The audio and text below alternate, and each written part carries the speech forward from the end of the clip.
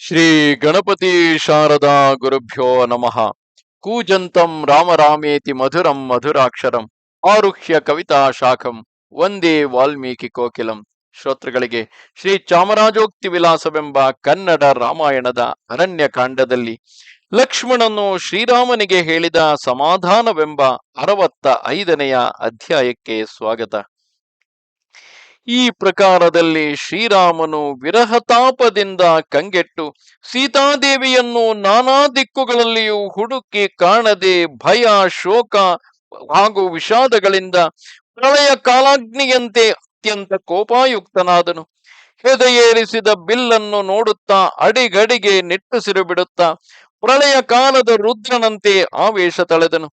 ಎಂದು ಕಾಣದ ಅವನ ಕೋಪಾತಿರೇಕವನ್ನು ಕಂಡು ಲಕ್ಷ್ಮಣನು ಹೀಗೆಂದನು: ಶ್ರೀರಾಮ, ಮೃದುಗುಣ ಸಂಪತ್ತಿಯುಳ್ಳವನಾದ ನೀನು ಹೀಗೆ ಕೋಪ ಪರವಶನಾಗಿ ನಿನ್ನ ಸ್ವಭಾವ ಗುಣವನ್ನು ಬಿಡಬಹುದೇ?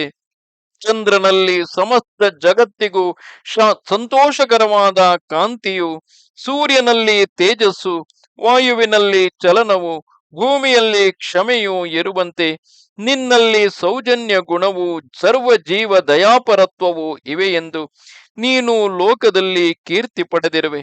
ಲೋಕದಲ್ಲಿ ಒಬ್ಬ ಪ್ರಾಣಿಯು ಅಪರಾಧ ಮಾಡಿದರೆ ಅವನ ಅಪರಾಧಕ್ಕಾಗಿ ಸರ್ವ ಪ್ರಾಣಿಗಳನ್ನು ಸಂಹರಿಸಬೇಕೆಂಬುದು ನೀತಿಯಲ್ಲ. ಲೋಕದಲ್ಲಿ ಒಬ್ಬನ ಅಪರಾಧಕ್ಕಾಗಿ ಬಲವಂತನು ಬಹುಮಂದಿಯನ್ನು ಕೊಲ್ಲುವುದು ನ್ಯಾಯಸಮ್ಮತವಲ್ಲ.